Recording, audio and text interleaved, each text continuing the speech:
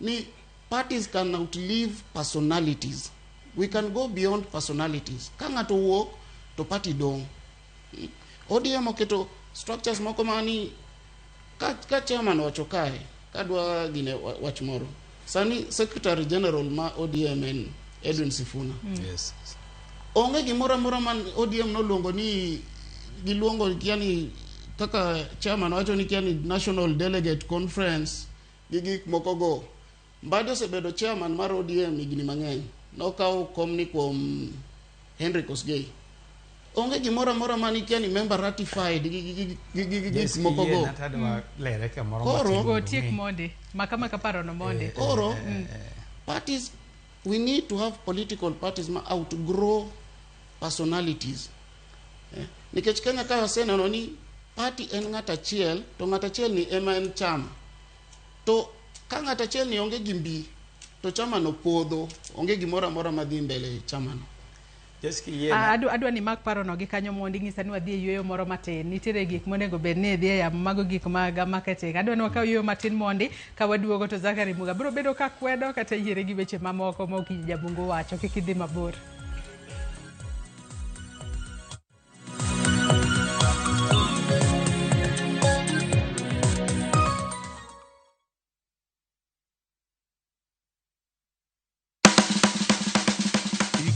Mar dhogi ne wuodh kid chiemo mopogore. Koro kwa keto pi dhi chwakore maber kendo dhi tedore maber. Mok ni wang'e mo. Chenro ka chenro dhialo mit chiemo. Gitedo itime nyaka obed makare gi suya kod ndhadhu mamit. Kitedo to dwaro ni ndhadhu go duto te mondo owinjre. Omiyo kihero chiemo in jatedo kata mana ng'ama ohero tedo, tudri kodwa tich adek juma ka juma e chenro mar tedo gi chiemo gi Jailieta tich adek saa 2 okinyi mana e Ramogi TV.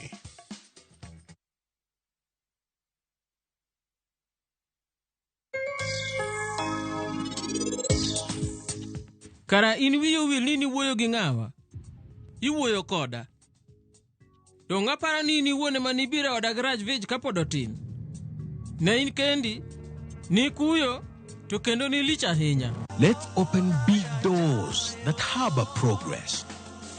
In all the places that we are. KCB ni yangu. KCB ni yetu. KCB ni yetu. For people, for better.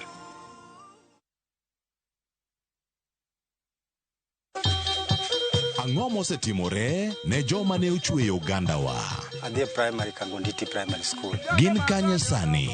Amobilize kalere te, ne wago poro to gibiro wasombo kidi to watero kacha jite e secondary kacha. Waromo gi jodgi to wafuenyo sigand gimagi mopondo. Siasa ka ng'amo ywaye maduong' kata e siasa en Daniel Arap Moi. Ng'e ranyisi mabeyo mane giweyo. Ne japiny opogore kata ng'ama ne nie duond loch ne neno ni kopo ni Kenyatta dhi Tom okawie thuolo ni mondo tanwa piny ni kaluwore gi mwaseneno kuom. Ang'o ma gitimo sani? To kata kamano be pod gin kodwa. Nakedo ne wach sukari ma jobunge jonjo kod biwot nochaka ni bwana sukari. Gin kanye kod Walter Nyambaga tich ang'wen saa 3 otieno mana e Ramogi TV.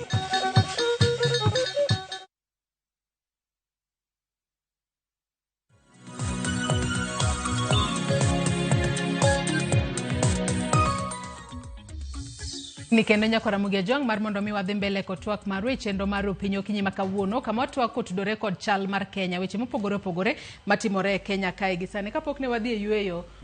Zachary Muga nitiere wach moro ma okinyo no wacho manyalo bedo ni ipogori gode par. Erokamano Joyce adwa ni mondo alero okinyo ni parties chalo kanisni. Koro kanisa nigi doctrines ge, kanisni nigi churches nigi doctrines ge. Koro kanisa mokileme ok inyal ng'e doctrines gi kaka an okaleme din mar UDA ok anyal ng'e kaka UDA operate. Koro miyo adwa na nyise ni an aja Catholic ang'e mana doctrines mag kanisa mar Catholic and therefore kowacho ni ODM okiw thuolo ni yudhe tada na kwere ni ODM chiwo thuolo ni yudhe ma kata in the recent past nyoka jakomo mwageno o Mheshimiwa Mbadi nyowe bedo national chair kendo nyowe kome mar nomination mocha party omimane en ge bunge to party odhi as far as nominate a youth from Narok ma youth leader mar party mar ODM from Narok County ema koro dhi bedo gazetted gi IBC kaka nominated member of parliament ma National Assembly. Koro mano nyiso ni party wa is caring the youths and the women.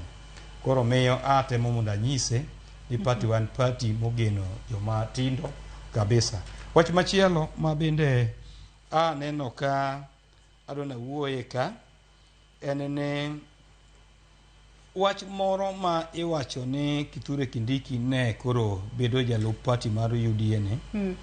Taparo ni katiba okochung maber. Wakili adwana wachi ni adwani mondo iket pogruok e kind bedo state officer oting'o joma nade. Nikech kanyo ineno koyier Mbadi mondo nodhi obed National Treasury to nokwongo resign moweyo bedo jakom party mar ODM. Nikech koro dhi bedo state officer. Koro kae ma chandruok nitiere kare state officer gin joma nade. Nikech chik wacho ni kain state officer to konegi hold any party position. Aparo ni wakili, you will agree with me. Party membership.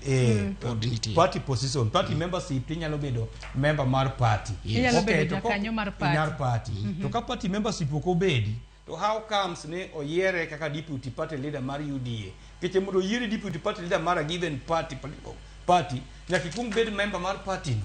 Kendo nyaka ibed life member mar party no. And therefore, aparo ni kanyo ma katiba the constitution is very silent about that. Koro in kako kilo negi lerwa ni to ang'o momiyo state officer gin joma nade. To ang'o momiyo nicho chuno Mheshimiwa Mbadi mondo resign kaka national chair mar ODM kodhi kawo lemo mar National Treasury. Keche kanyo koro dhi bedo state officer. Koro mar Gachagua ni to ka koro en deputy party leader dongo nego beni en life member mar party gi mar UDA ni. Yeah. Koro kanyo nyaka okili lerane to en chik mane moyiene bedo deputy party leader, to en chik mane moyiene president bedo party leader. Nikech ebe en state officer. Nikech waseneno vyama mang'eny kaka ANC South Africa, joma notelo ni party ne ok gin presidential candidates. Kendo joma otelo ni party kaka party leaders ok gin president. Ma president chunga ni en president koyiere en mana member mar party no, to koyiere to onge position mo hold the party. Koro kil kanyo dwani ler wane. To as at now things stands, taparo ni the constitution is very silent about that e Kenya ka. But if you go to other counties kata yiero mane koro Donald Trump nyotimo America gi Kamala Harris ni, kani ng'iye to gin party leaders. Gin mana party presidential candidates. To gin party leaders. Anno ka wach moro bende ilo ben ko tudore kod man. Tuwaya ni matin. To kamano Joyce. Ado mana top up kama Zakari wacho no. Ado pogore paro gi wakili. Bon topping up ado wacho ni onge Kenya ka chik nitie adier kisomo Political Parties Act. Chik nitie kata katiba kaka positions mag party ji hold, kaka state officers nyalo bedo ni ok gin members mag political parties or hold party position. En mana ni wajo Kenya wajo matok gi tek. Nitiere gigo mang'eny motimo Kenya ka e tok chik. Sani kiyaw katiba mar Political Parties Act ok ni it is silent. Katiba okwer ni ng'ano ma is a state officer ok nyal hold any position, cannot be any political member. But wajo Kenya e omineno ka jomoko be siko call ni katiba wadi it is high time mondo watime amendment moko. Katiba wacho explicitly ni any state officer koningo hold. Koro gima ng'eyo ni waen manu wathoro be kinyume mag chike, to gima ng'eyo ni it only takes one day mar ng'ato bedo ni en jachama kata ok jachama. Mano mineno kata Mbadi no yier to koda Wandai, they only forwarded their resignation to within a day. Political Parties Act was effect to wegina serikal. Koro mano means ni kata mana Kindiki gisani in as much as ni samoro en kinyume ya katiba ne state officer to kuni gol chama embe samoro sama koro no se kawi kaka jalup ker embe samoro wan no se reinstate his membership nikech soni ade maybe kane gese loso magi winjore ni en makoro dhi bedo jalup party leader mar ODA they kacha to chako apply mo bedo life member nikech only takes a day koro okwanyalo wacho ni sani sio life member or not mana ka jo ODA mokono wa to gimang'e ni Kenya ka to chik nitie matayo kaka state officer onego behave with political parties gima adwa medo kendo matin kiyiena yiero jalup ker masani Kindiki omondo bed deputy mar party leader ma en ker mar Kenya Dr. William Ruto en line mana kaka na winjo ka Seth wache ka en Kisumo en janon siasa to en ODA member en in line with the manifesto to gigo ma ODA kech mane sirikal ma kawuono ma Kenya ka it's a ODA government to ineno ka gima ne kelo wach momiyo Gachagua dhi dala chutho ker tene temo nyiso ne jalopne dhi kinyume gi gigo ma gipange sirikal magata kiwinjo ka ker ne wuoye kanisa moro mowacho weche mag obstacles mane tame matene ni Rigathi Gachagua mane en obstacle mamone timo mane dira makende to koro mane momiyo kata party gi kanyo it was in order ni as much as no se gole jalup ker ere ka kinyal kete ni okay na member of the UDA party nikech koponi pod odong as deputy party leader to pod odhi bedo gi influence manitie jok ma pod nyalo miyo direction ka to penjo ni kaka osegole kaka deputy party leader bende pod nyalo dhi mbele bedo kaka jakanyo mar UDA kata bedo ni koro nosethiche oko ya PC en gi ratiro mar bedo member of UDA but kopono neno ni koro sethunge nikech jogi ok dware to en gi ratiro be mar wuok kamedo mogik yiena yie wachi kamoro mana dwa medo kar ODM mani penjo ni tang'ono mane waneno picha mane maneno kan waneno leaders moko mopogore gi jogo mag ODM ni to odhi nyasi mar Gladys Wanga mar wake ka jakom mar party Kenya ranyisi gini mana kiwinjo ka wuoyo ne wuoyo kanyo ni in politics okinyal bedo ni chung kende ji keto chama gi motegno mondo ka chieng' moro ji dhi mesa kata ma ji dwa negotiate to in gi a political base ma strong to kineno welo mobiro kacha ka nyisi inyalo wacho ni yo ne jogo no biro makanyo ka kusiepe but wan Kenya ka wonge kaka siasa rengo kiwinjo kata ka Moses Kuria wuoyo iwinjo ko wacho ni eno sebedo prophet kendo se wacho gigo mang'eny mo come to pass ni to kata sani owacho ni 2027 kadhi chopo to eno ka coalition moro dhi bedi maduong'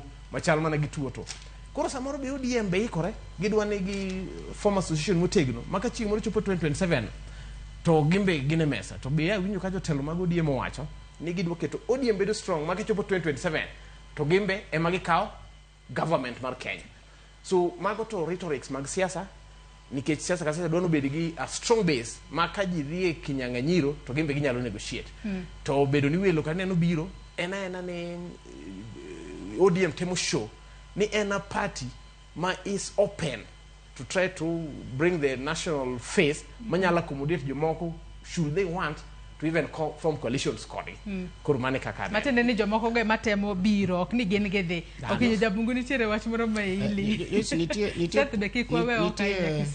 nitie pogrok ma holding a position in party and being a party member Joma Ruto no kao ODM gite negi position e ODM Jo nen party leader, Jo go paranya nen deputy party leader. Mbadi nen chairman. Wanda nen director of political affairs. A school, Mama Turkana cha nen NEC member mar ODM. Koro no chuno nyaka gi resign from this position, not to resign from ODM. Telo manegitiere gode ODM. As at now, Podgin ODM members. No, they are not. They're not. And Chick, Gima Kavagi, and this fundamental rights, the right to associate with any political party, Midwa. Koro Kanye Madino ne Kindiki nyalo tiyogi nikech chick depend with how you argue. Mano opinion na. Kindiki nyalo tiyo gi the rights to association that you can associate with any political party. Wacho ni anja UDA asebedo member mar UDA, not holding any position mar UDA. Nikech kidwa bedo a public officer, you cannot hold position in any political party. But nothing prevents you from being a member of a political party. You are covered by the constitution. Makata weche mane Gachagua wacho ni Kindiki no resign from UDA kinde mane interior ne gin mana weche mag siasa mano temo mar mondo mi Kindiki kik cham muma. Yes. Lakini pod ne en jakanyo mar UDA. Onge gima tami associate with any political party midwaro. Political parties en mana kaka chairman wacho, chairman manera kayo wacho ni mana en kaka kanisa. Idonjo kidwaro, ko kidwato iweyo. Koro gine mar gine no oknyal hold mang'eny. Gimoro madwa wacho ni kaka Beno wacho ni kom mar jalup ker ni katiba okete in a way ni kata Kindiki ni ok ni obotiyo mang'eny. Nikech kom mar deputy president ni en kom moro ma ionge gi tich. Kata Ruto kik wondwa ni Gachagua ema nomiyo okoti. Nikech jomogolo Gachagua kom deputy president gin jo ODM, ok kata Ruto wuon. Kaka ODM odonjo serikal, Gachagua nonengo dhi. Nikech gik ma Ruto wacho ni wachia holding ni, Gachagua nochako wacho weche gi sama gidonje telo kamae. Wachia holding, wachia nyo jogi. But koro sani kaka ODM ni serikal kamae, Gachagua nonengo dhi. Nikech ODM kikuondwa ni gioro experts konyo Ruto egine. Kenya nigi experts mang'eny. ODM oken chama man gi experts kende. ODM sani ni serikal maiye. Onge kaka nyalo convince ni Joe en expert mar mining ma ODM oro Joe obed gine jatend migao mar mining. Yes ki ye na kama kaparo no monde. Ni ngane gigolo jatend migao mar omenda ngamodhi school nyaka Harvard giketo Mbadi. Mbadi is more of an expert than the minister of finance manen kano. ODM ni serikal giwondwa ni pod gine opposition to ODM ni achiel ni emogolo Gachagua nikech to balance equation Gachagua had to go. Nikech gik ma Gachagua wacho ni Ruto nong'eyo. In kaka president onge kaka nyalo ng'eyo ni jalup ker kwalo pesa for over 2 years. Sasa ma ODM odonje serikal kifwenyo ni Gachagua ni kwelo. What shareholding ni? Gachagua ni wacho gigi kata in presence of Ruto. To Ruto wone ma nitie video moro ma Gachagua ogolo ni Ruto wone ka en Murang'a wacho ni nyinyi watu wa Murang'a nyinyi ndio mko na nyinyi ndio ma shareholdings wengi hapa. Ere gima Gachagua timo. Zakari makama kaparo kikwa we seto kwa enya sete ja UDM wantiere gode twako kinyi makawuono seta ng'eyo ni in bende seluwo twak kaka dhi mbele studio ka nyalo bedo ni donjo ODM kata kao moko kuom jokanyo mag ODM mar mondo mi odonje serikal ema seche moko no nyayo wach mar golo Gachagua ma nyaka sani koro waneno ka Gachagua ogol nyaka kaka jalupo gai mar ODM Kindiki ema koro kao kare to Gachagua bende pod nyalo medo bedo jakanyo mar UDA kose nang'o. Erokamano Joyce. Ingena winjo ka Zakari gini, Ben gini gikawo kinde mathoth ahinya ka gitemo wacho kaka gionge sirikal. To kigio kaka sirikal sani tiyo kata operations. Tibro neno ni ODM and fully part of the government. Ingeni sirikal and arms adek, legislature, judiciary, executive. To kato bed ni ngato nie minority, ngato nie majority side, giduto gin the legislative arm of government, main part of government. Maka ngato wacho ni gionge sirikal, to mano ng'ama ok wach adier. Jogi duto nie sirikal, mano mokwongo.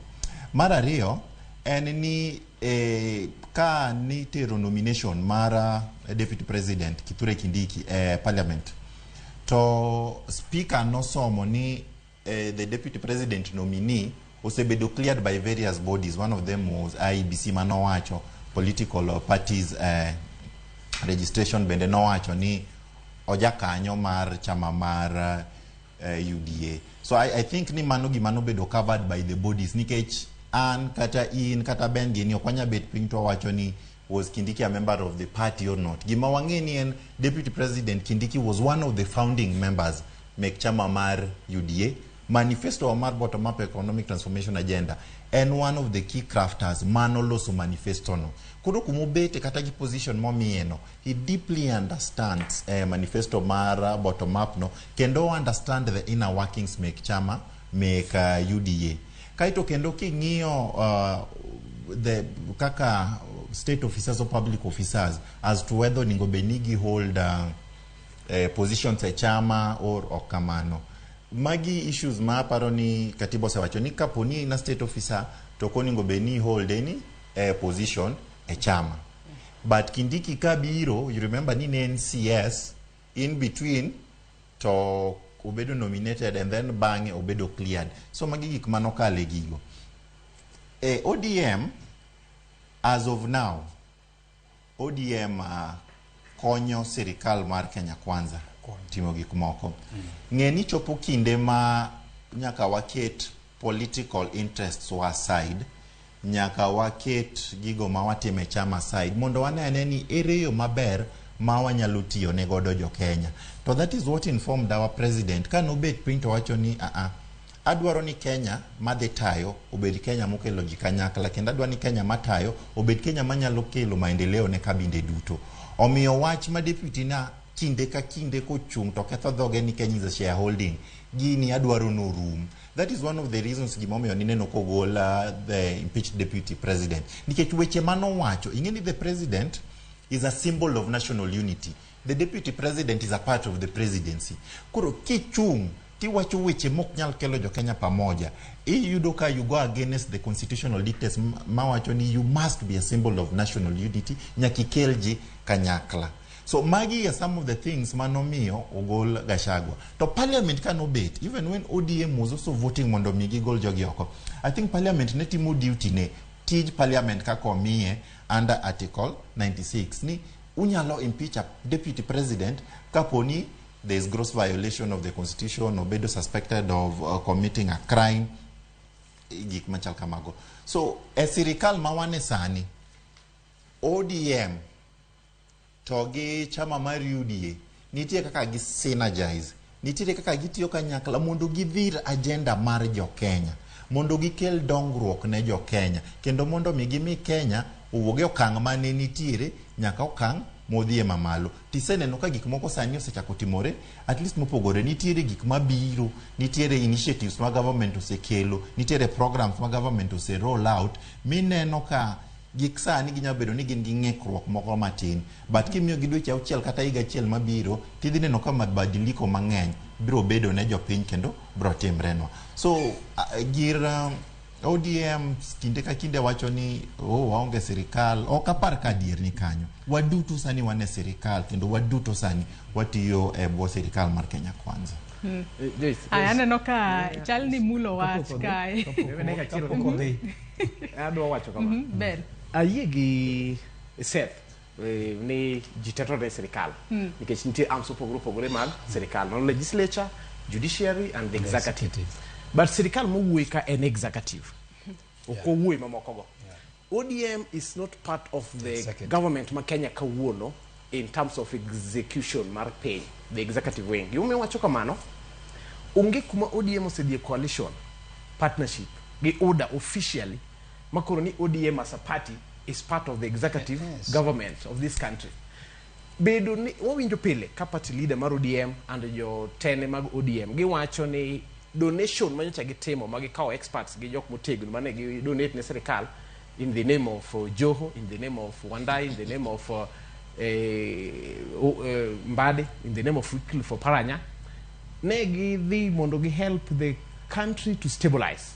And isiwinjo ka wacho ka kata shoka ni Raila being a statesman no chopo kuma Kenya nyocha wang. The only way minyalo stabilize a country is when there is political tolerance and unity among top political players in the country.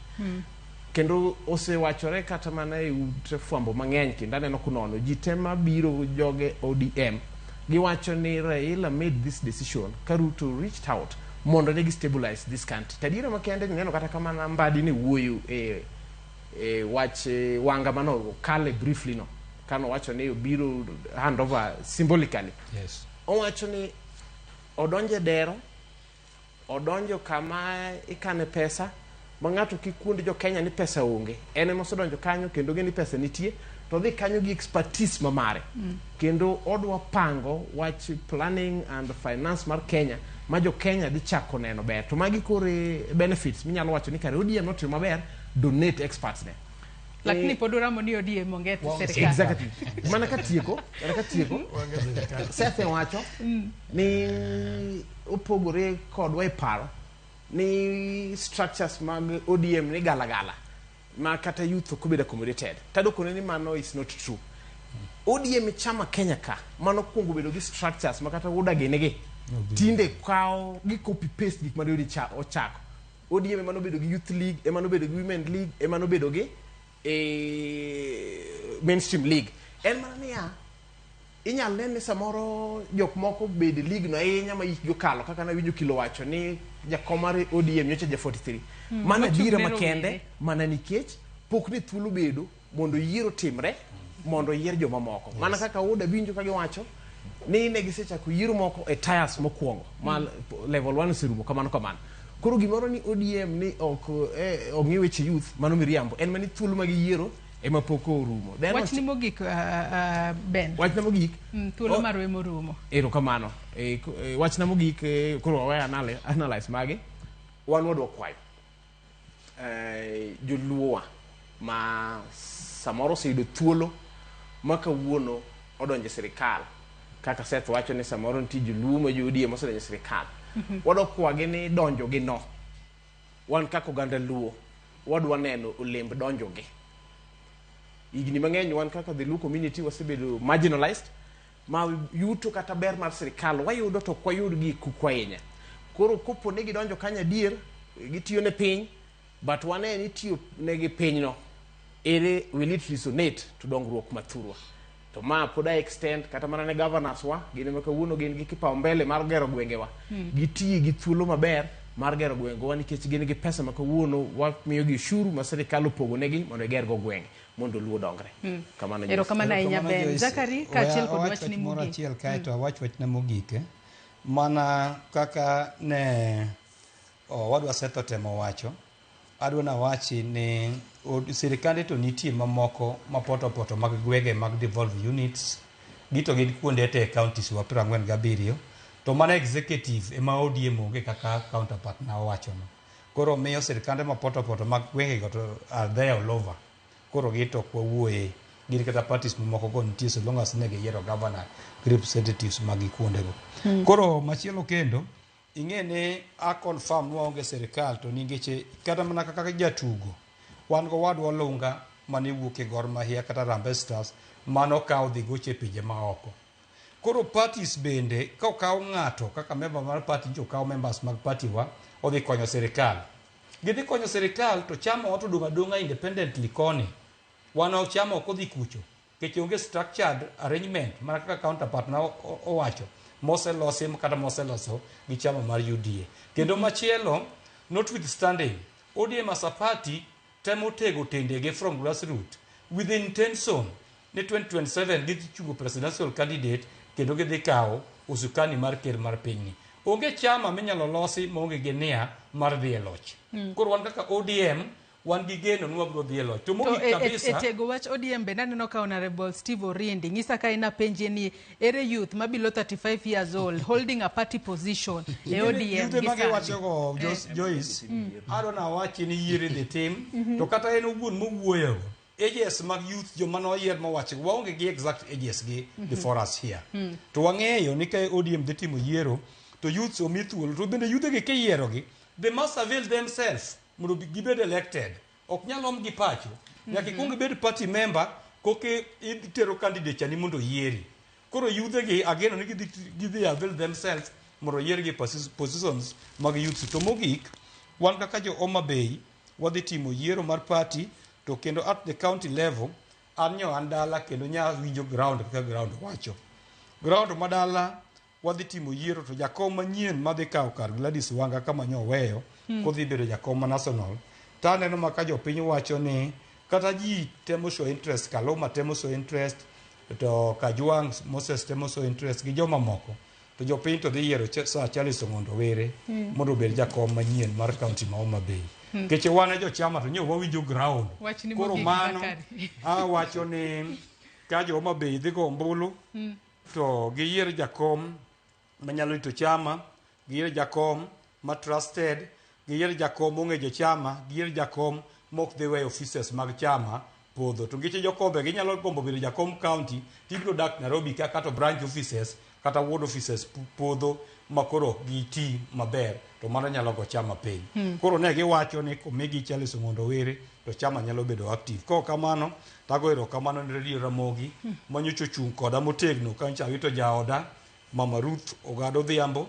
Ilo Radio Ramogi no chung koda motegno, Governor Gladys Wanga no chung koda motegno ga assembly te, MP for Bara kod Women Rep Joyce Osogo, to kata Mama Ido Odinga be no chung koda motegno kod joma ng'eny moka kwano mono chung koda ka wito jaoda Ruth Ogada mocha wito tarik 11 dwe mokadho. Kendo agon wero kamano kaka Ramogi ka nuchung koda motegno kabisa nyaka liet dala. Erokamano. Erokamano ahinya kendo amedo cholo ni ote mag mos ahinya kuom lalo minodi. Okinyo Jabungu, wachni mogik ka watieko.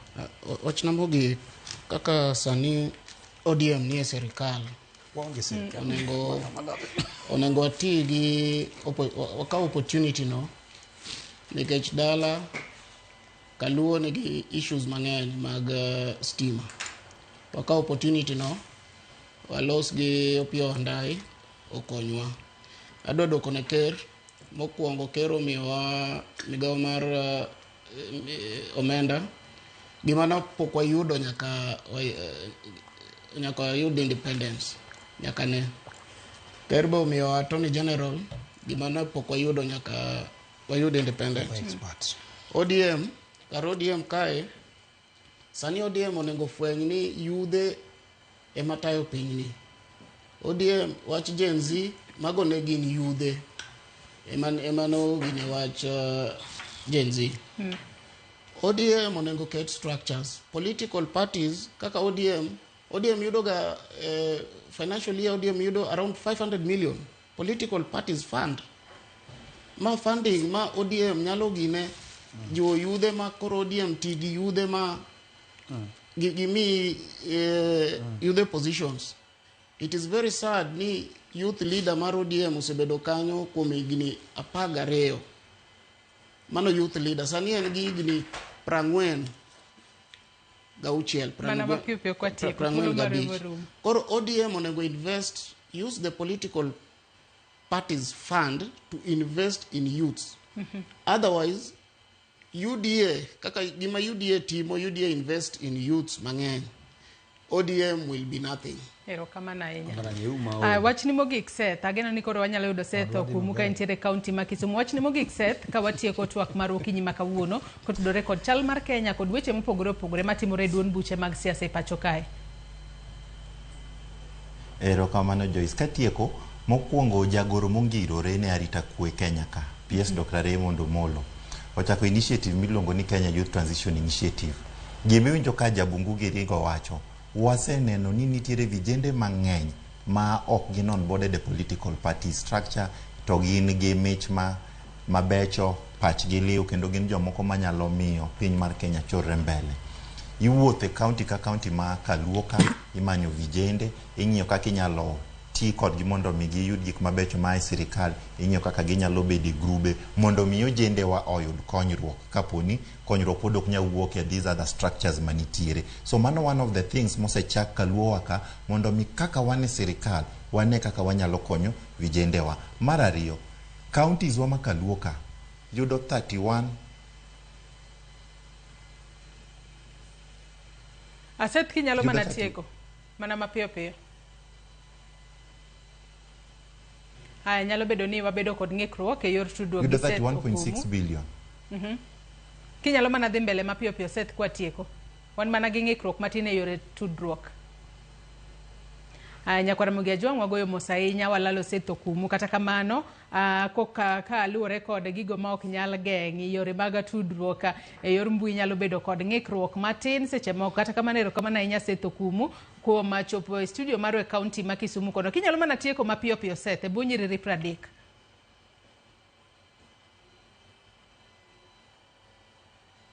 Aya, chalo ni network odagi ni Seth Okuwacho wach ni mogi kata kamano erokamano ahinya Seth Okumu janon siasa mar weche mar UDA duond bura mar UDA kuom chopo studio mar e kaunti ma Kisumu kono mar mondo mi riwri kodwa e twak erokamano ahinya Okinyo Jabungu okil Kamaloka Zakari Muga jasiasa kendo jakom mar ODM Kabondo Kasipul kachiel kod in Beno Nyach janon weche mag siasa kuom kawo thuolo mar okinyi ma kawuono ubi wabed e twak. Nyakwara Mugiajong in benda goni erokamano ahinya kuom bedo kodwa nyaka gisani mwachopo e giko mar twak marwa mokwongo e chenro mar Rupinya okinyi makawuono. Kenya kae to weche mathoth timore kata kamano wageno ni ka wadhi mbele to wabo bedo ka waneno dongruok mopogore opogore kaluwore kod lokruoge ma duond buche osetimo e duond buche mopogore opogore kaachiel kod lokruoge ma bende jatend piny Kenya William Ruto notimo e sirikal mare mar mondo mi japiny in kaachiel kod an wane dongruok ma jotelo osebedo ka singonwa e pacho kae.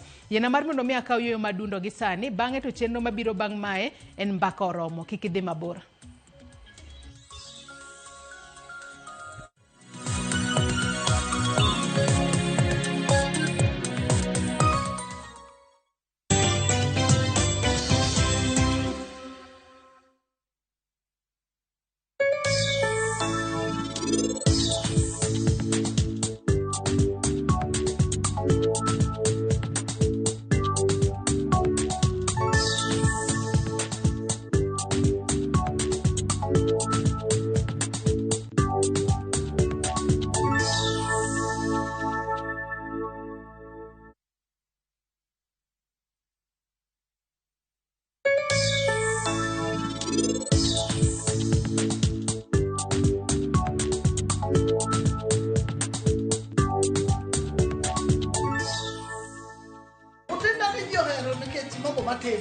Moko mar dola oyom opilo ne otedo mandas otedo nyaka sambusa we lost kodo o erokamano mane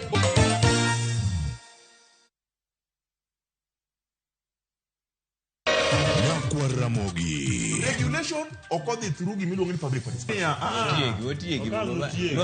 Be ikori mar donjo matut e weche madongo e Uganda wa. Mibadhi ma wuok e NTSA ng'eny seriously. I have to say this. Wanono weche siasa kod weche mamulongi ma jopiny. Sama gigo nyaka japur.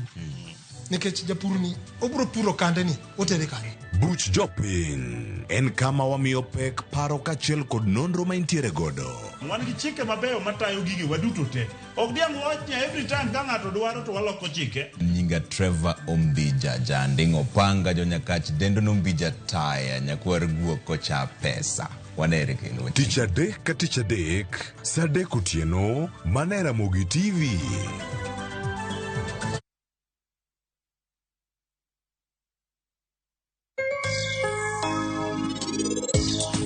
Penj laktar kokalo Ramogi TV ngima en mwandu iluonga ni Ruth Otieno kendo en ga morna mar bedo kod odiechieng' kod odiechieng'.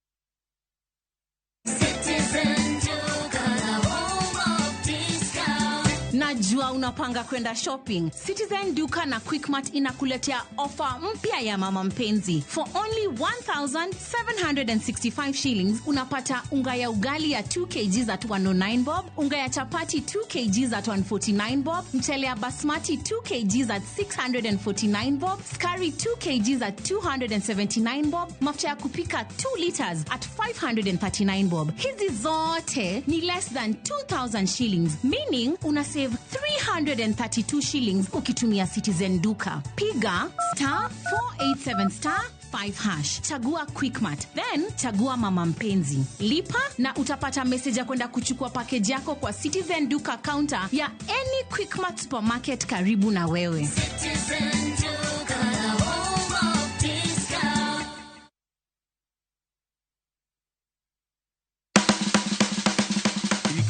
mar dhogi ne wuodh kit chiemo mopogore. Koro kwaketo pi dhi chwakore maber kendo dhi tedore maber. Mok ni wang'e mo. Chenro ka chenro dhialo mit chiemo. Gitedo itime nyaka obed makare gi suya kod ndhadhu mamit. Kitedo to dwaro ni ndhadhu go duto te mondo owinjre. Omiyo kihero chiemo in jatedo kata mana ng'ama ohero tedo, tudri kodwa tich adek juma ka juma e chenro mar tedo gi chiemo gi Jailieta tich adek saa 2 okinyi mana e Ramogi TV. View Travel's Thai Adventure. Relax on Pattaya's beaches, explore Bangkok's vibrant city and adventure in Thailand. Encounter wildlife at Safari World, experience magic at Dream World and speedboat to Coral Island. Experience all this and more in a 7-day trip starting from $1,180 USD per person sharing. Angukia deals moto na View Travel. Book now and lipa pole pole. Visit viewtravel.com or call and WhatsApp 0703-254-254. View Travel. Dream, explore, discover.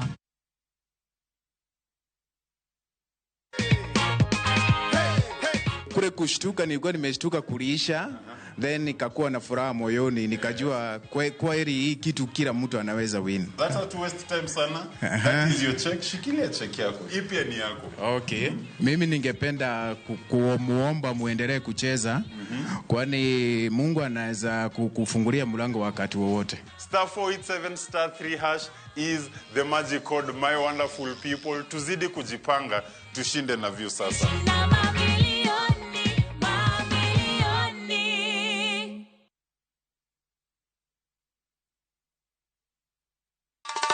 Ma e chenro makeloni danji maliet. Ma e chenro makeloni weche mamolo seche duto. We are only beating job. Kik od belo bai. Kawuono an kod moral mar ndakel belo kaka winjore. Ma e chenro makeloni duond yawuoto nagi. To wakwayo rowere bende kiyudo matin kik icham te. Ikungo. Duond mine. Kaja odi miyo nigi pesa malo dichuo. Support. Kod ohala. Gimotimo as a fashion house, we measure in both ladies gi chuo. Mane mbak ndalo chakre wuok tich nyaka tich abich saa 8 odiochieng'. Mane Ramogi TV.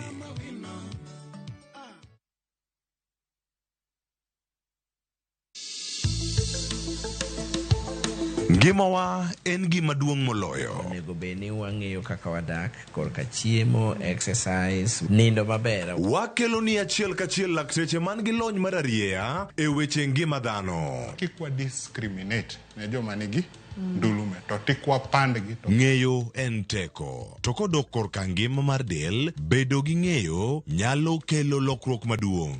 Wacho ni kendo Ruth pile ni e penj laktar kaindi chiemo watiyo godo mondo wageng' tuoche. Wabiro wuoyo gi ji e yo mabiro mulo chunyi kendo miyo pachi yawre. Obwongo gi del gin ga gigo motimre nade moriwore. Koro gimipidho obwongo mari luwore gi gino mipidho dendi. Riwri kod Ruth Otieno e penj laktar. Wuok tich nyaka tich abich saa 12 odhiambo mane Ramogi TV. Penj laktar. Ngima en mwandu.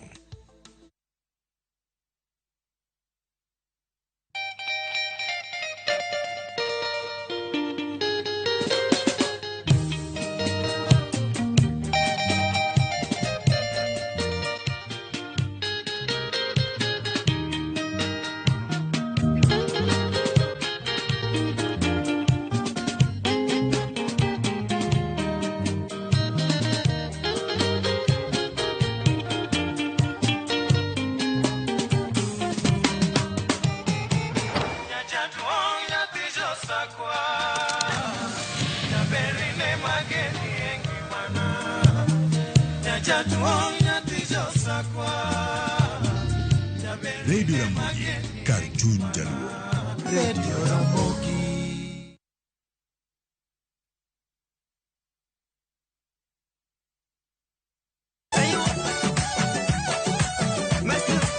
Kiwinjo ni wuoth kata safar keli e coastal region. Ang'o mabire pachi? nyalo bedo ni wazuri wako wapi jamani?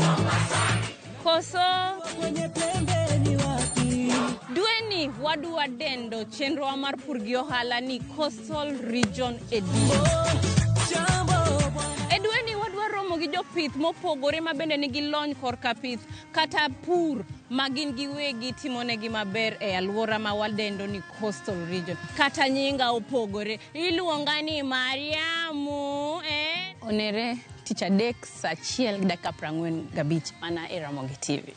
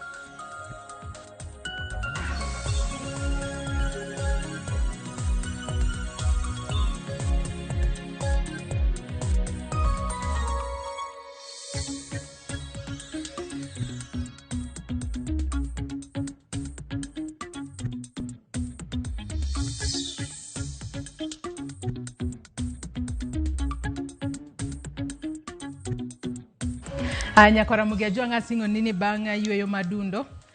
Tabo bedo kaduogo mar mondo mi koro wago mbaka e chenro mar mbaka oromo kinyi makawuono mbaka makaka pile wabo bedo ka wachwalo e counties kamora mora ma intiere mar mondo mi in bende kaka japiny imiwa pachi kotudore kod mbaka ma wagoyo e studio kinyi makawuono mbaka modwa goyo Nyakora Mugia Jwanga otudore kod usuru ma obembo jopiny nyalo bedo ni usuru obembo jopiny kalore ne inya to ka jopiny ka nendo oseyudo sara margi inya to mano mar dwe mar 10 kaluore kod usuru mathoth ma sirikal juogo jokenya gi sani jopiny mathoth kinde mathoth owuok oko ka giywaka ni koro payslips maggi kata mano boke mayango kaka ichuli osara dwe ka dwe kinde mathoth jomoko wacho ni payslip dhi ka duono kata omenda ma iyudo kata mitero pacho bedo matin kipimo kod mago maseche moko ngato ne yudo e dweche mokalo kata e kinde mane higa ni chako kipimo gi sani ahinya to mano mar dwe mar 10 ne bet tin ahinya kipimo kod omenda mamoko ma jopiny osebedo ka yudo kotudore kod mano Nyakora Mugia Jwanga mane momiyo kinyi makawuono antiere kod welo antiere kod jolony weche mag uchumi to bende antiere kod ohala man mondo mi obi onyiswa ni kaluore kod usuru mathoth ma oket obedne mwandu ma iuse pacho kae kachiel kod ohala bedo ka chalo nade ahinya nyato gi sani ma jo Kenya koro dok pacho kod omenda matin ahinya nyato mago mayudo omenda mano miso dwe kata jogo ma ichulo osara dwe ka dwe abo bedo kod wela dek Nyakora Mugia Jwanga wendo wa achiel biro bede studio marwa e county ma Kisumu mano CPA Molina Chayo bo bedo ka utudore kodwa mana thuolo machuok e kinde mwadhi mbele kod twak marwa kata kamane studio marwa e county ma Nairobi kae antiere kae kod jaohala mano Arthur Atito ka achiel kod FCPA Bernard Siero ma injalonye e wechego mag ochumi acha kodi Athatito oyawre ichio na dokinyi makawuono oyawre nya Joyce aboniero kamano kom rwakwa e studio mari ma gima okwanyaka ukagim kitugo ma Nyasaye machiegni ng'eni mai mari mokwongo e studio mare ma Nairobi kende twak mare chenro mar mbaka rombo kinyi makawuono ageno no bedo kod twak mong'ith mar mondo mi ngiswa no hala osebedo nade ahinya nyato gi sani ma koro jo Kenya ywago usuru mathoth bende ji podi nyiepo kose ji koro chuno mar mondo mi ong'ada ne cost kaluore kod koro pesa matin ma ji yudo machiegni ahinya twak FCPA Bernard Siero yawre ichio nade kinyi makawuono chieng' maber erokamano Joyce kuom luongo kawuono mondo watwage wach mar usuru mar jopiny sana usuru ma affects iluongo nang'o the individuals mar payslip machiegni twako kinyi makawuono Nyakora Mugia Jwanga mana kaka iseneno mage welo mantiere gode studio e county ma Nairobi kae wendo wa machielo Molina Chayo mabende njalo nyeche mag uchumi obo bedo ka oriwore kodwa e kinde mwadhi mbele kod twak e studio marwa e county ma Kisumu Nyakora Mugia Jwanga in bende kamora mora ma itudori kodwa inyalo chwalonwa penjo paro ote moramora kokale namba mar ote machuok 23600. Mbui maro mar Facebook ibiro yudowa achiel kachiel Ramogi TV X @Ramogi TV. Kan bende nyalo tudri koda e Facebook page mara ibiro yuda Joyce Oduor. Mbui mara mar X ibiro yuda @JoyceOduor_. Kwa chako twak mar okinyi makawuono dago mar mondo mi achak kodi athi nyalo nyiso ni intiere kito hala mane gi sani. To ere kaka seche moko usuru moseket mathoth gi. Ere kaka osebedo ko affect in kaka ja ohala maloko hala e piny Kenya ka gi sani.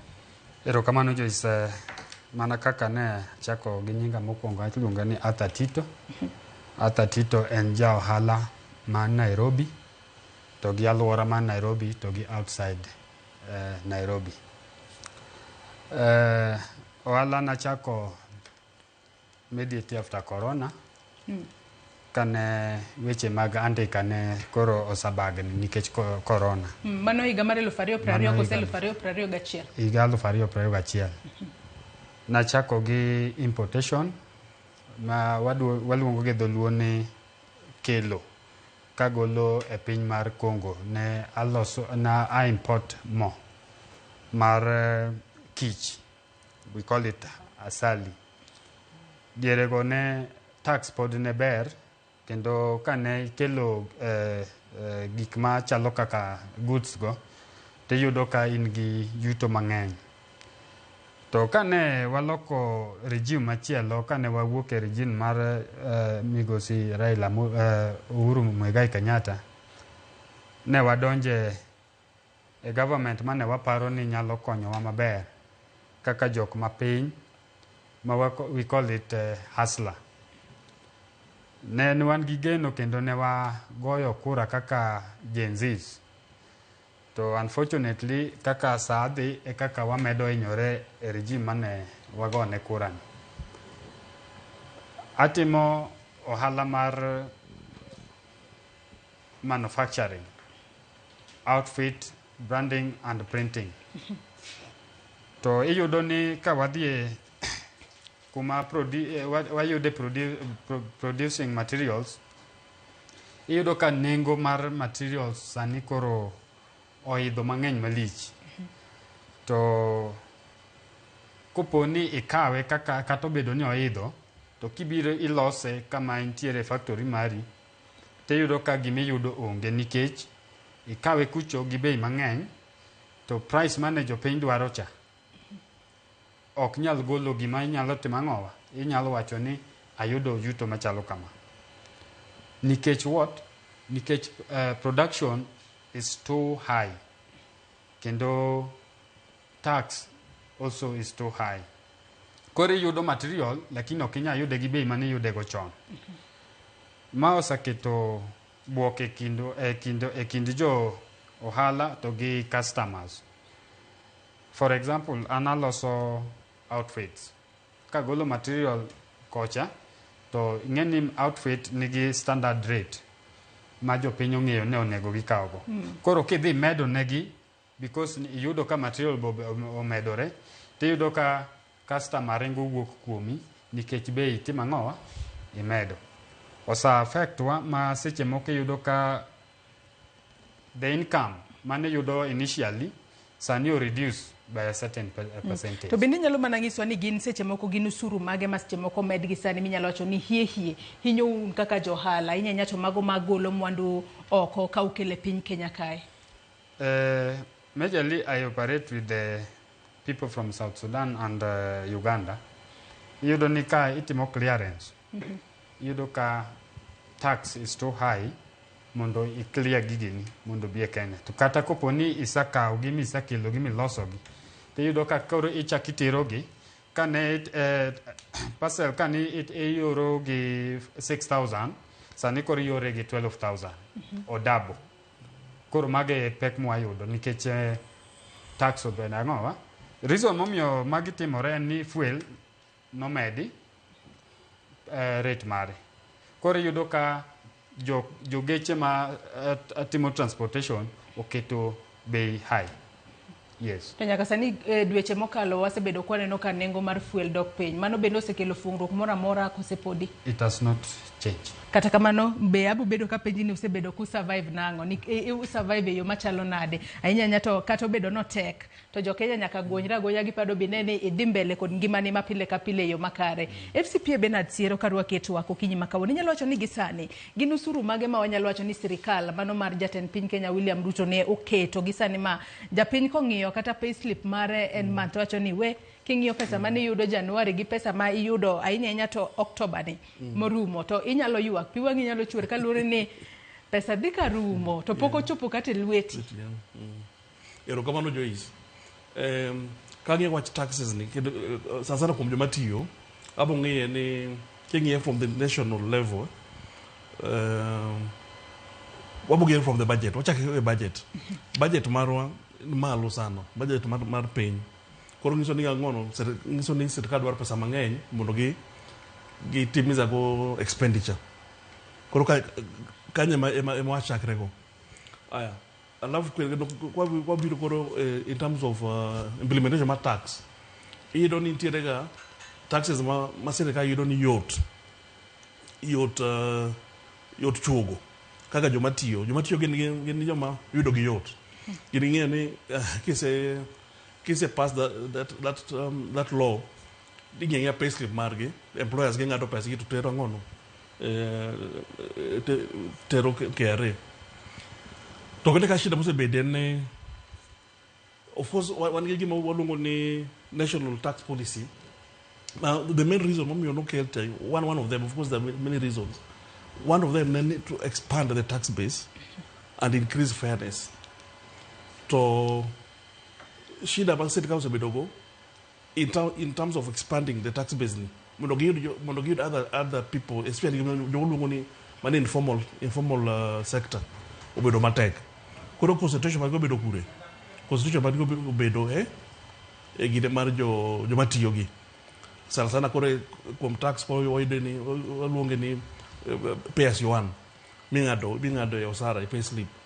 Koro oyudo ka mano osebedo kadhi malo aeto sani joma tiyo bende yudo ka payslip gi odhi ginene pesa mag net income odok piny nikech apart from pay as you earn nitie taxes moko ka or reductions moko ka bende odhi malo.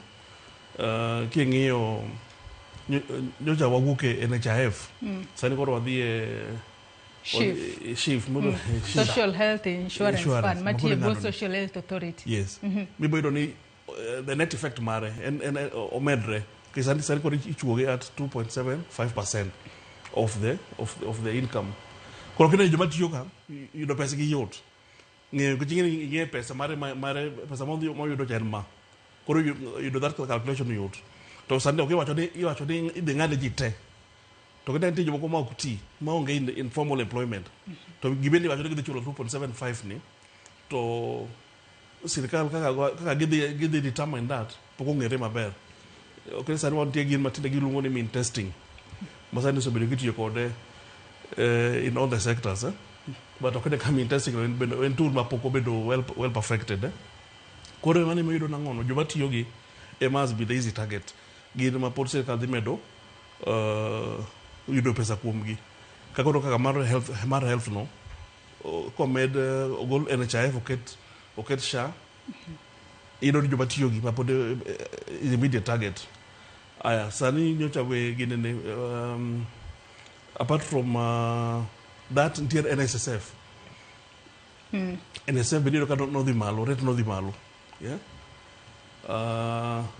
Koro kwang'iyo some of these deductions and levies ema miyo the net pay king'iyo payslip iyudo ka koro pesa ma iyudo net odok piny compared gi diere machon ka. To koro ma bende in affect gima uluongo ni disposable income ma joma tiyo bedogo. Disposable income tiende nang'o? Pesa ma idong' go minyalo tiyo go nyiewo go gimoro gik midwaro your day to day needs. To ka pesa odok piny ma be affect economy. Kech koro nyiso nang'o joma tiyo sani kade nyalo nyiewo gik ma nyalo nyiewo capacity bari odok piny, which means in total the aggregate demand mar economy the dok piny to sima aggregate demand dok piny ni ema koro performance mar economy uchumi bed tim ang'ono dok piny koro nitiere ga that effect yeah moyudo ni unyalo yes ubo medo tax especially these direct taxes mag joma tiyo gi kech gin mag yot yudo to the long term effect mare be yudo nango or reduce the disposable income ma ji bedo go in the economy, which means joma timo johala ka koro siepnani boyudo koro customers ne dhi timo ang'o dhi dok piny kech pesa mando yudo cha odok piny joma tiyo gi yeah and gin a major component mar the consumers ma create gima luongo ni aggregate demand mar economy. Kurman is one of the big, man has been one of the immediate effects, has been felt at individual level. When you taxes, those direct taxes go or affect individuals, especially you material. To put our time to adjust to that, and of course, issues about inflation. Although I think actually inflation of the page. In inflation, in terms of the macroeconomic level, yeah, to you need the level of the pain. But now at individual levels, you be doing maybe your basket of goods, but you be doing go kwano, but you don't magi to the wangono pro the malo, yeah. At times you don't hear disconnect no. When you're watching the general inflation of the pay or reduce because maybe of late, you know, fuel prices, you know, dog pain.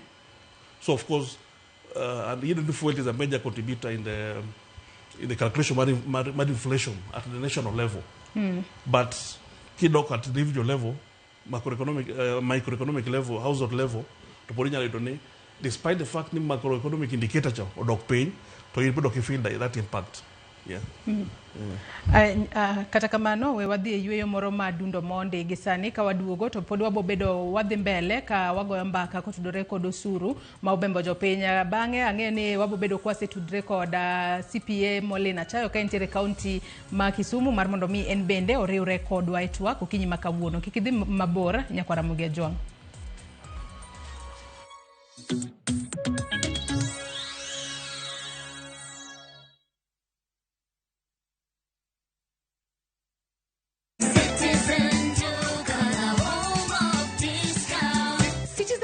The home of discounts inakuletea this week's Mama Safi package from Quickmart. For only 906 shillings, utapata 1 kg powder detergent at 329 bob, 800 grams bar soap at 149 bob, 4-pack white tissue paper at 189 bob, 140 grams toothpaste at 199 bob. Hizi zote ni less than 1,000 shillings, meaning utasave 219 shillings ukitumia Citizen Duka. Piga *487*5#. Choose Quickmart. Then select Mama Safi. Lipa na ukisha lipa utapata message ya kwenda kuchukua package yako kwa Citizen Duka counter ya any Quickmart supermarket karibu na wewe. Citizen Duka, home of discount.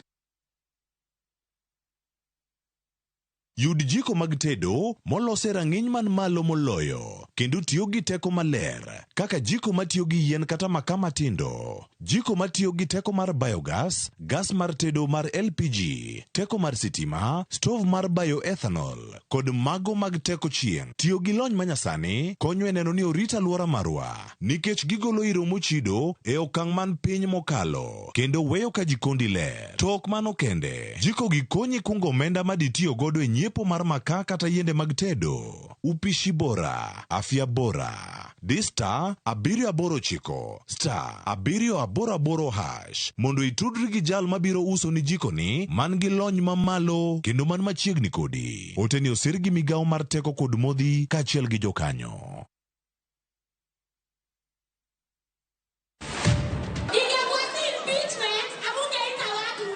Mbona hiyo time ya mambo ya airport wakutuita tukae chini? Kozi saa hii president na mdogo wake wamekosana. Wacha walinizimia hiyo mic. Ningewapasha proper. Tunapikianga watoto na ndio tukama na hiyo kitu. Ni ile ukipita mtu hii. Auntie nibaie.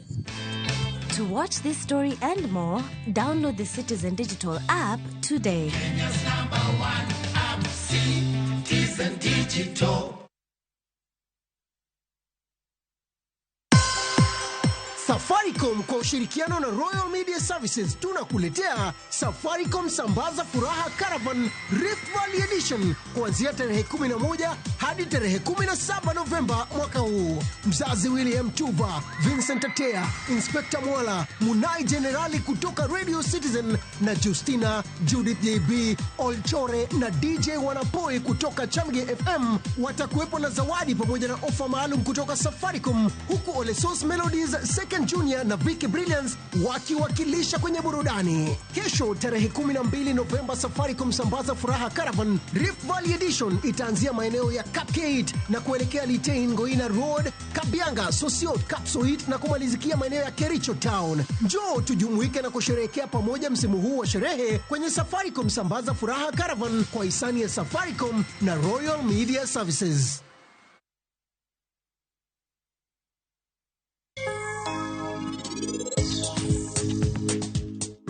Kara in wiyo wil ni wuoyo gi ng'awa? Iwuoyo koda. To ng'apara ni iwuone manibire oda garaj vij kapod otin. Ne in kendi, ni kuyo, to kendo ni lich ahinya. Seher, okone gisom diary ng'ato kamano. Bad manners, please, duokna diary na asayi. Seher. In tima tich mokeli kai. In iwek penjo mang'eny ka. Bendi winja?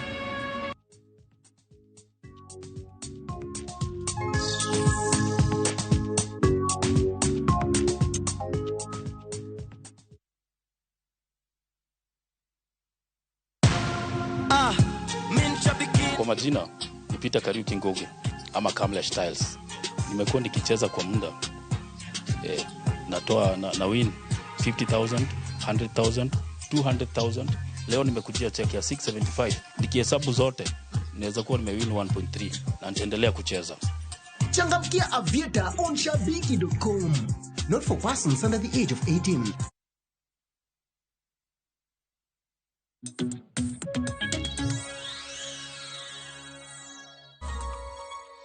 Machiegni kendo nyakwara Mugia Jwang mar mondo mi wadhi mbele kod twak mar wechendo mar mbako romo kinyi makawuono kaponi kitudri kodwa gi sani antiere kod welo adek kama watwak utudore kod weche mag usuru manyaka sani koro bembo jopiny. Asingo nini ka waduogo bende obedo ka tudora kod wendo machielo mano CPA Molin Achayo ka intiere studio marwa e county ma Kisumu. Yaure Molin ka intiere county ma Kisumu. Nyaka sani wang'eyo ni nitiere usuru mopogore ma ing'ado ahinya to jotije matiyo bed mago mag piny owacho kata mago matiyo e kembe mag ji giwegi manyaka sani koro kochopo miso dwe to japiny kata jatich dok pacho kod omenda matin kipimo kod mano mane oyudo e dweche ma okalo chien. Ere kaka magi nyalo bedo ni kata nyalo affect ngima mar ng'ato kata nyalo ketho kata rocho uchumi ma pacho kae? Molin. Erokamano Joyce, amuso nyikwara Mugia Jwang ni oyawre uru. Aparo ni kawang'iyo weche mag ushuru masani osemedore e piny mar Kenya, anyalo wacho ni ginyalo rocho ngima dhano e yore moko adek. Mokwongo en ni ka nitiere medruok mar ushuru ming'ado, nyiso ni kembe mondiko ji giwegi, nikech king'iyo kaka NSSF manyocha medicha ka achiel kod housing levy gin ushuru migolo kod jatich manyiso ni ng'atno mondiki ka achiel gi ng'ama ondike manyiso ni employer gi employee. Koro impact ma mano bedo godo kuom employer en ni okelo mizigo manyien e yor ndiko jatich. To kamano timore tene ni koro jogo mondiko ji kata kembe bro ndiko ji matin nikech gin gi mizigo mapek kata bro duoko yuto margi piny manyiso ni pesa ma ginyalo chiwo e yor osuru ne piny Kenya koro dok piny nikech ting mar loko ohala omedore. Sama gindiko ji matin nyiso ni koro contribution mar jogi mondo giger uchumi mar Kenya dok piny nikech ji mang'eny koro bedo maonge tije. Mar ariyo en ni kong'adi pesa mang'eny to pesa manie lweti miluongo gi dho ngere ni disposable income dok piny. Dok mar piny mar disposable income miyo ka ng'ato dhi koro mondo chak tiyo kod pesa mano yudo tok tich to yudo ka en gi rem gik mano onego bed ni onyalo timo. Kuom ranyisi ka dipo ni kanyocha pok osuru obedo nyo inyalo dong' gi $100,000 to ka omed weche mag osuru ma waneno kosemedore gi tidong' gi $60,000 kata 60. Nyiso ni gik madini itimo kata gik madini ng'iewo ok inyal ng'iewo nikech in kod pesa manok e lweti. Nok mar pesa ni kod gimoro miluongo ni multiplier effect e economy, tiende ni direct taxes michoko e yore mag kasa ma ng'ato ng'iewo gimoro, kuom ranyisi VAT, bro dok piny nikech ka ok ing'iepo to nyiso ni VAT no bende ok chokre. To kok ochokore nyiso ni tije mag sirikal minyayo e yore mag mar solo suru kose sol godo suru manyiso ni public services will not be offered nikech pesa odok piny kendo duol mochung'ne choko osuru KRA ok bi choko osuru madwaro, manyiso ni ok bi chopo target margi. Ka ok gichopo target margi tiende ni tije sirikal bende dhi dok piny e yore ma ichwalo gie, kata mana pesa bende ok bibire sirikende mag gwenge. Wasewinjo kiwacho ni nitiere gimoro ni delay in exchequer release kata ne devolved functions manyiso ni county governments. To ma timore mana nikech dok piny mar direct taxes ka nikech pesa odok piny e lwet japiny. Koro gin yuto matin, ok ginyal ng'iyo gik moko, VAT ok nyal chokore, and then gikone en ni koro sirikal ok nyal choko pesa mondo chwal godo tije manonego chwal.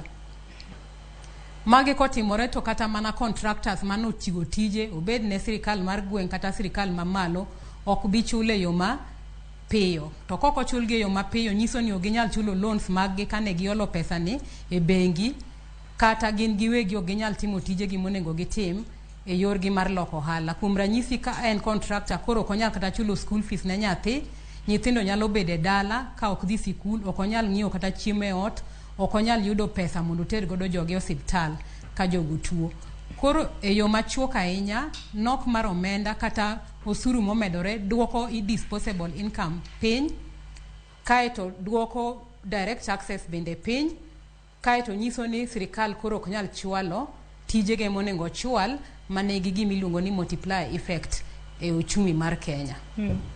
Ilero kanyo makare ahinya Molin. To kinyi makawuone studio marwa Nairobi kae bende antiere kod FCPA Bernard Siero kaachiel kod ja ohala Arthur Tito. Arthur kabiro korka kodi iyuak kanyo e kinde mane wachako ni nengo mano mar golo kata mwandu e pinje ma ok okele pacho kae osebedo mang'eny, osebedo mapek ahinya. Bende kaluwore ni sani kaluwore ni wanyalo wacho ni adiera usuru ma gintiere gi wanyalo wacho ni gintiere ma ok wanyalo wacho ni bogol gi kiny, kata kamano gin gigo ma sirikal oseketo kendo gin gigo ma koro un kaka jo ohala onego bed ni adjust. Bende setema ni in kaka ja ohala mar mondo mi ing'iyane kaka inyalo source materials go locally mar mondo mi kiki hinyeri ahinya e kinde ma koro ing'ado ni ida golo gi oko kose mantiere pacho kae ok nyal tiyo makare kod mago migolo oko. Erokamano Joyce, ng'eni seche moko nyaka wa accept ni wane e Kenya ma nitiere gi nok mag gik moko. Nitiere kaka country wa ok nyal yudo materials mabeyo kaluwore gi bad leadership mosebedo. Nikech iyudo ka for example kaka kora deal gi outfits, to materials ma ng'ato nyalo dwaro mondo otigo odwaro material ma quality, high quality. Tiyudo ka high quality material ok inyal yudo e Kenya. It will force you to go to other country like in Tanzania. This is because one, government ok support joge en owuon. Kiwuoyo wach mar materials for outfit, to ang'o iloso gi materials gi en cotton. Piny luowa kama wuoke en Homa Bay, to cotton iloso e dala mar Karachuonyo. Tiyudo ka government ok support this farming of cotton. What is the result? Cotton ok yudo. To government mana another country ibro yudo ka miyo some farmers support nikech number 1 fertilizer obedo reduced the prices. to e kenjwa ka ibro yudo ni fertilizer mimiu nyocha uneno ka jigonduru komigi fertilizer maketho lo kendo onge kata gima timore.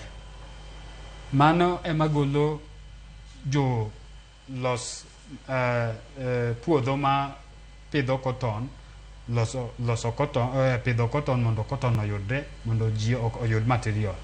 Koro chuno wa kaka wan jok matimo ohala ni nyaka to wadhi to another country ma okinyal kose material ma customer dwaro. For example, t-shirts and polo round neck and polo t-shirt ma seche moko ba time kambina. Material ma molos e Kenya ka okinya compare gi material molos Tanzania nikech the quality is different. Koro yudo ka inyowa ma ok wanyal timo gimoro amora kowuok e kenjwa ka ni watiyogo nyaka wadhi oko. Sama idhi oko no nyaka travel. Aka nyaka South Sudan ok inya tiyo gi less than 10,000 dhi kende.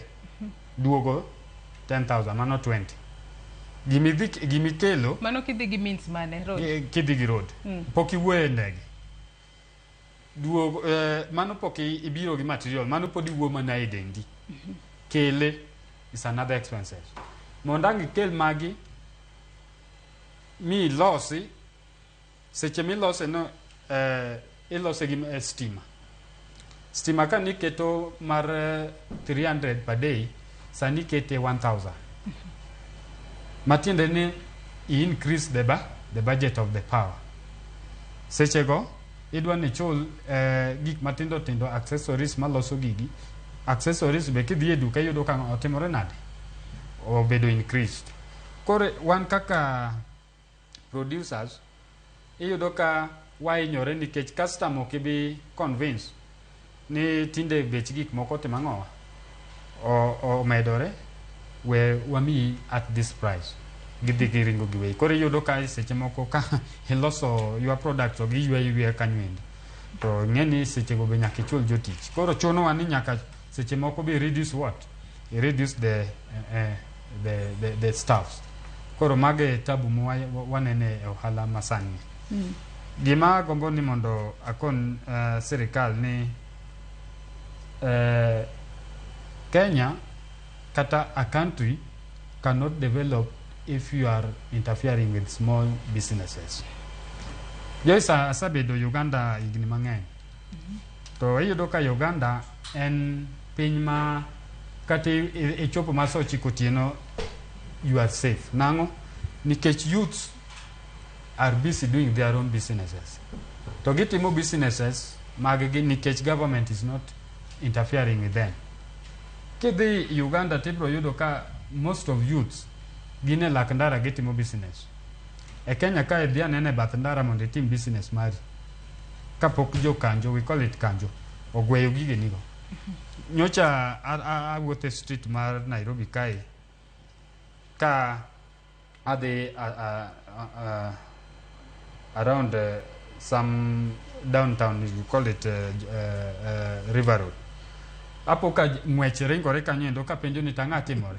Sababu sabiro ni kanjo gore gi jok matimo ohala. Kora penjora ni to ka ng'ani osa gwe gigene to eto koro dhi survive nani. Donge koro kelo gimoro ni crime. Nikech ka isagweyo gik mane pidha, donge koro adhi kwalo kucho. Koro kanyo government onego ng'i, especially to the youths ma onego ochako ohala, kik government interfere go. Ma osabedo ka kelo tabu kabisa ne jok ma oketo mwandu gi matin e boma ka, nikech government is not supporting small businesses.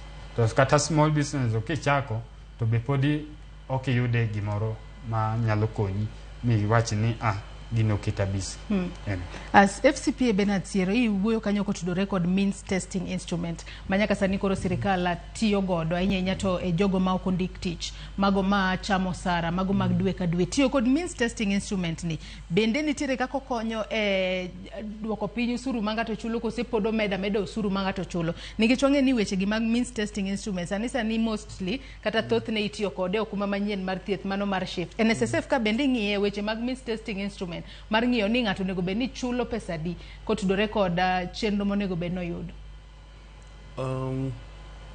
Okuneka for NSSF to okuneka is contributory ma employee kod employer contribute ichulo nus nus koro gima affect the business operation kaka nyawado wacho chairman I call that chairman you know was a chairman so was chairman CPA Molin okuneka anti taxes gi mane payroll gi ntie moko ma mag employer bear to moko ntie mag bero shared both yeah like kwa ngiyo pay wai of course all fall on the employee am I chulo that kwa ngiyo NSSF and both employer chulo employee be chulo kwa the nini cha housing levy cha be the same employer chulo employee be chulo kwa the alafu ndi moro be ilo nango nita wabende all employers wabende chulo magilo ngane National Industrial Training levy me chulo 50 shillings per employee manto gen employer na chulo aya kwa biro kwa gi another typical deduction manie ginene pay slip bo you don't things like help for instance jo manotimo manoyudo loans through help ibingado gi that help deduction mabende with time kaka sani watch loan ni njo gi medo gi wamoneno ka this item did malo kachike ngio gimotimo generally the universities gi nyacho nangono the portion mar individual bear of the malo kachike keto pa courses to most courses ido cost with the malo ko bedo with the time help the bedo a big impact especially joba sani benefit from the help kaka chako teach ibedo ni it's going to be a major deduction of course until ga gire mako mabende ji bedo gi other deduction loans ikaw sako loan and all that koruma gite ido ni ko ngadi gite affect that disposable income ma ngiso ni ko nyonga ngamatiyo ni ongi pesa moromo motimo ngono monyalo timo go purchasing power koro gibadhi timre na employers getting the only portions ma affect employers gidi reduce the employment kanya wadu wacho post ma timre the net effect en nangono kendo gibadhi timre ni we may end up you don't get to pay the tax collection from employment nyalo dok piny kendo kech employers dhi timo ngono koro gidi reduce the number of employees either by where ohala no kabisa nyalo ohala no to odhi piny moro makata sani kaluore kod weche go mag redundancy duol machoko usuru e pachoka KRA no sechako ywak ni kata pay magi choko sani koro tin kata pay magi sebedo ka giyudo ko sani kokalo kipimo kod dweche mokalo chien sani odok piny kaluore ni thoth jotije ma ande chamo sara dwe ka dwe moko kuom gi ochunge tich ere kaka mano bende koro nyalo affect wan kaka jo Kenya ngezi mochunge tich koro ngeni pesa no dhi pay kendo manje KRA collector I could be ni koro employers but temo ndiko ji in outsourcing or outsourcing but now at individual level outsourcing of individual contractors kiji nitira outsourcing at team at two level nyala outsource a corporation or a company mabende pod the ndiko ji to says ni most people are now running away because of the payroll costs or you may find now most of the outsourcing the team here at contracting at individual levels instead of having as an employee you do it as a contractual independent contractual person more for those services so in the net effect payroll the payroll money they don't pay but they reduce the taxes so gimanero kasani kerete motimo and kore kasani koro gito bedo very aggressive on now monitoring using these devices, the mobile phones. Kanyo neno gazette. Sani gidwaro ni ginene. All the mobile phones were registered. Mondo ginon transaction mangato timo yor simu. Yeah, so eventually that's why it's going to. Usually with the time, koro gibo tiyo gi this as the gadget magitemo ngiyo go transactions magitemo. To get that approach, whereas it may be good for the government to try to bring in other people who actually were not in the tax bracket, but an approach towards the transactional, getting your tax from the transactional point of view, as opposed to income earning point. Get to taxation, the basis of the transaction point, I work backwards. At the point of transaction, then I work backwards and imagine, okay, if you transact this amount, you must have earned this kind of money. Talking about one a lot of disputes. Yes, you not transact some amount, but man opportunity earn that amount, man should be a taxable amount. I'm foreseeing a situation you are because getting ni pesa di modoje simine whatever every time they use that as a basis of time to assess your taxes to make a lot of conflict. But and that's why I was saying the best approach would have been can identify tax point of it at the point of earning the income. What is taxable is at the point of is the income may earn or the transaction. In fact, for the transaction, the basic message they should more already we located for withholding taxes. At the point of transaction, it was not withholding tax. To withholding tax ni, or when you bring them on board, withholding tax, get final tax. Ibo do any majority more returns making the wonka. Ibo do the account for. Tax must culture or the non. You'll be forced to declare your other sources of income. To equate that withholding. Yeah. Koro maga some of the challenges mangin skalbe obedogo. Mi sadi gitemo kelo diro yo mar fund ni. Makola as a way of trying to to generate additional income from people who are perceived to be under the tax under the moral taxes. Yeah. Atomana ka kilero kanyo makare we aduok CPA Molina Chayo to akaintire county ma Kisumu wangeni weche mag usuru mathoth masani koro ijuogo kuom jopiny nyalo miyo jopiny moko sani koro kwepo chulo usuru kalore ni ngato kopogore koda jogo ma seche moko ichulo dwe ka dwe ma wanyalo wacho ni onge ringo kalore ni KRA nitiere kod nonro mari pile ka pile nyaka ichul pay to kwa ng'iyo kod weche go mag means testing instrument mag idwa tigo da inyanya to mar neno kaka inyalo chok usuru kuom ji onyalo kelo ledhi moro ma ngato nyalo wacho ni an dong koro we ang'e ane kaka nyalo donjo ledhi moro to koro akwepa chulo usuru kata kika chulo usuru makama ere kaka mano bende nyalo hinyo wakoso chulo usuru makoro jomoko nyalo donje ni kalure ni koro ong'enya hinya we koro awe koka chule te kalure ni kachule be pod odhi hinya to koro wacho ni we koro kika chule mondo pesa ni atigodo mole. Erokamano Joyce, aparo ni nikech nyaka wabed fair enough en ni means testing instrument no en gima anyalo wacho ni is a welcome move because seche mang'eny duol mar choko usuru oseyuak ni nitiere jok moko magiluongo ni the hard to tax economy jogo manie informal sector maka moro loko to mondo iyudgi e yo makare ming'ad kuom gi ushuru bedo matek koro an kuom pacha ta dawach ni means testing instrument no en gima ber kendo ka sirikal nyalo tiyo kode maber e yo ma it was intended to nyalo kelonwa yuto moro maber e yor choko usuru gimomiyo awacho kamano en niya ibro yudo ni nitiere jok moko manigi pay bills magi loko godo kendo ji chulo pesa ka ng'ato ng'iewo gimoro kuome to kidhi mbui mar iTax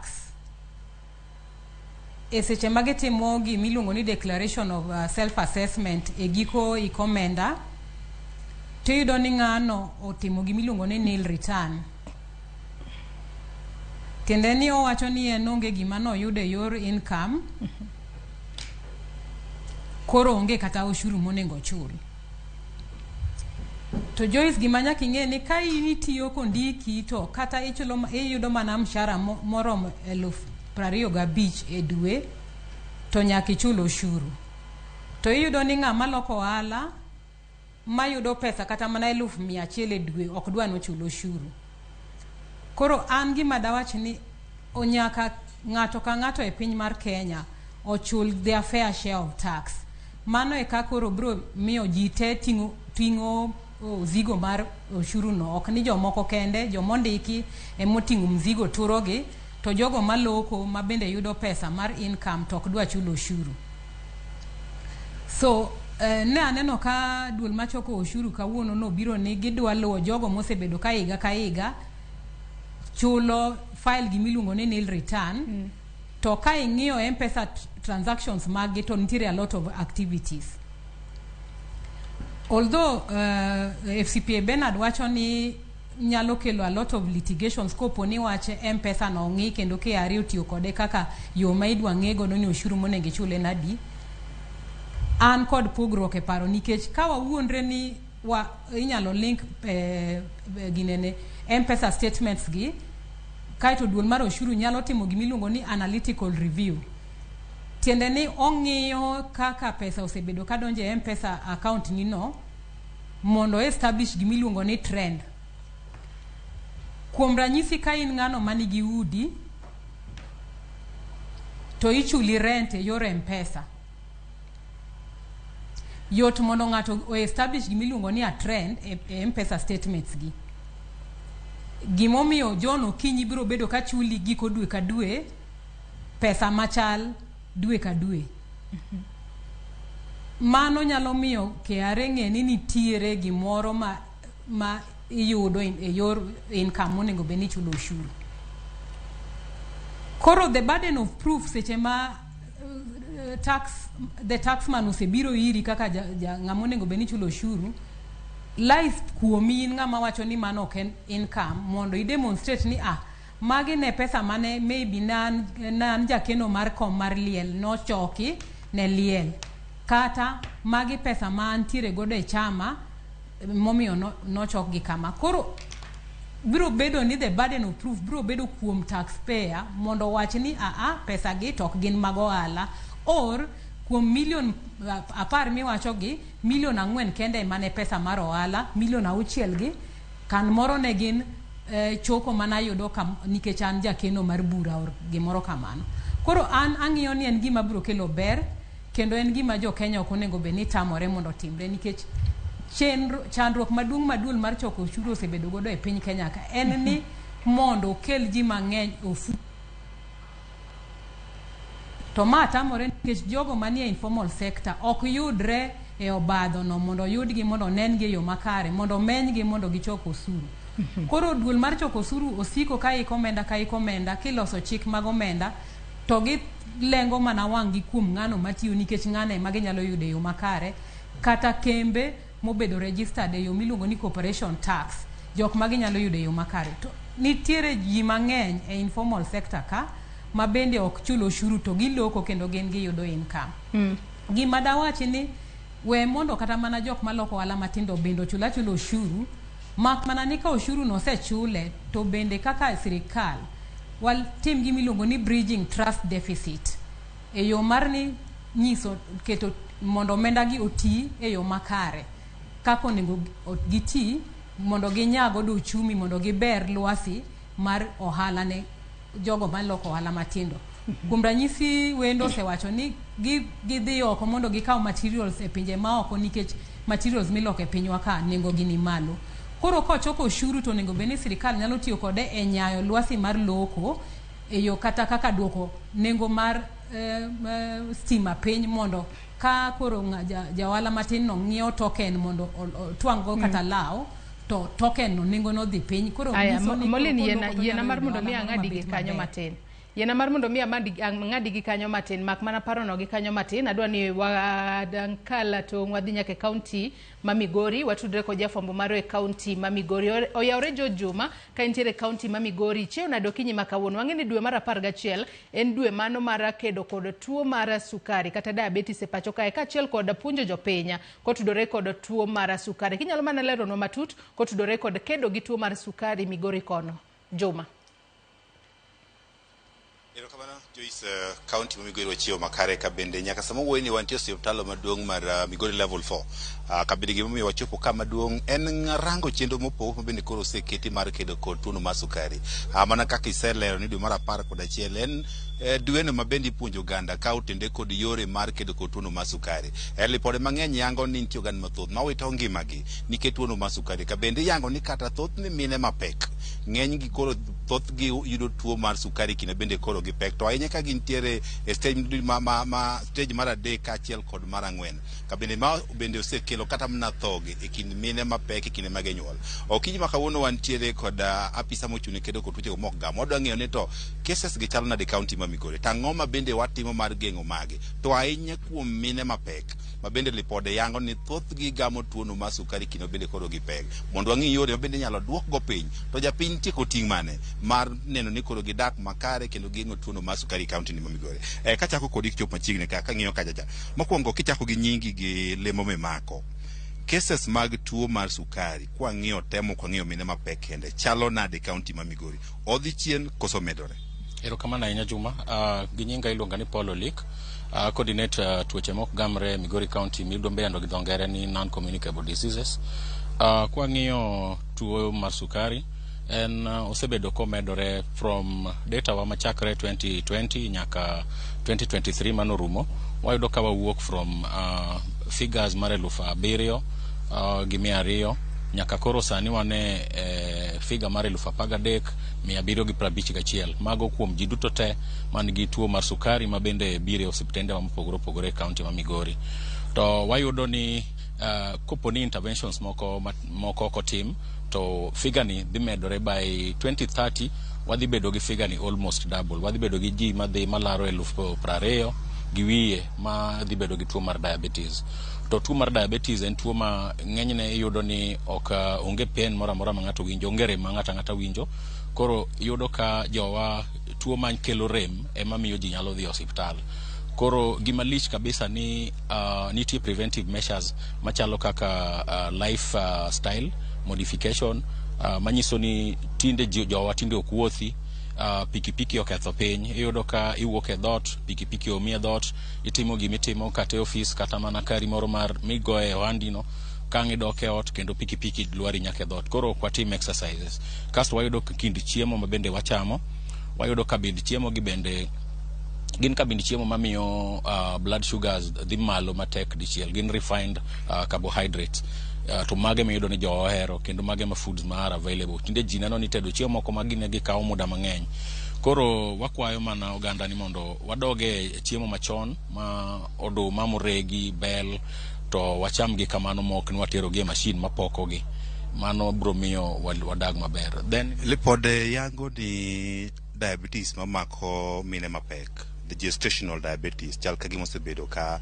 kelo thoy kata medore cases ma wachalo na di county ma Migori tang'o manya bedo ne kelo mae seche ma mine koro pek erokamano ahinya wayudo ni mine mapek 2.6% of the population mar Migori mar mine mapek ma for last year ne wan gi mine mapek 54,600 gi 600 out of 54,600 ni 2.6% of them ne obedo diagnosed gi gestational diabetes to gestational diabetes en tuo mar sukari ma medore ndalo ma mama yach to en orumo koponi ich orumo koponi mama onyuol to orumo to iyudo ka later in life mama machal kama bro develop ng'eny gi develop diabetes and nyithindo maginyuolo nyithindo madongo ma iyudo ka ng'eny gi gin kilo moingo kilo 3.9 kata 4 gi wiye ma nyithindo gi stand chance mar hinyruok sama inyuologi nikech gin nyithindo madongo ma seche moko kar nyuolo gi nyakale maber.